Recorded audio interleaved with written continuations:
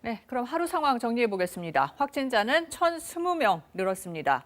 이 주말에는 검사 건수가 평일보다 줄어서 보통 월요일 통계에는 환자 수가 적은데 이 휴일인 전날보다 수백 명 늘었습니다. 서울 동부구치소와 전국 요양병원 여러 곳에서 확진자가 급증한 영향이 큽니다. 방역당국은 현재 3차 유행이 전반적으로 관리되고 있다는 입장입니다. 최근 3주 동안 평균 환자 수가 눈에 띌 정도는 아니어도 완만하게 감소하고 있다는 점을 근거로 들었습니다. 하지만 세 가지 위험 요인을 꼽았는데요. 이 감염 경로를 모르는 사례가 아직 30% 가까이나 되고 의심 환자의 검사 양성률도 2%대입니다. 이 숨은 감염자가 많아서 전파 위험이 여전하다는 겁니다. 여기에 영국과 남아공에서 들어온 변이 바이러스로 전파력이 더 강해질 수 있고 또 요양병원과 구치소 등에서 환자가 계속 나오는 점도 무시할 수가 없죠.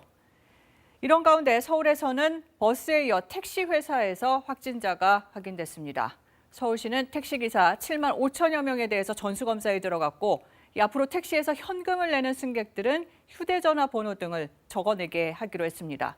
이 내용은 민정희 기자가 전해드립니다. 서울 강남구의 택시 회사. 이곳에서 기사와 직원 등 10명이 확진됐습니다. 지난달 20일부터 나흘 동안 확진자의 택시를 탄 승객은 190명. 서울시는 해당 승객에게 검사받도록 알리고 법인과 개인 택시기사 7만 5천여 명 모두에 대해 오는 8일까지 검사받도록 했습니다.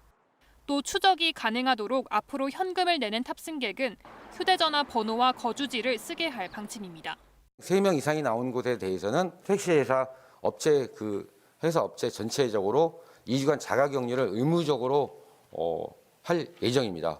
지난달 21일부터 열흘간 버스기사 2만 1,000명을 대상으로 한 전수검사에선 17명이 확진됐습니다. 강북구의 아동시설에서는 지금까지 17명이 양성 판정을 받았는데 일부가 시설 내에서 숙식하며 다과 모임도 했던 것으로 드러났습니다. 최근 한 주 동안 동부구치소와 요양병원에 이어 확진자가 많이 나온 종교시설에선 방역수칙 위반 사례가 잇따라 확인됐습니다. 성탄절 연휴 등 3차례에 걸쳐 점검한 결과 대면 예배를 한 교회 3곳 등 모두 10곳이 적발됐습니다. 위반한 교회에는 집합금지 명령과 과태료를 부과했거나 부과할 예정입니다. 한편 서울시는 246명의 확진자가 나와 손해배상 청구 소송을 제기한 강서구 성석교회에 대해선 오늘 추가로 형사 고발 조치했습니다. KBS 뉴스 민정입니다.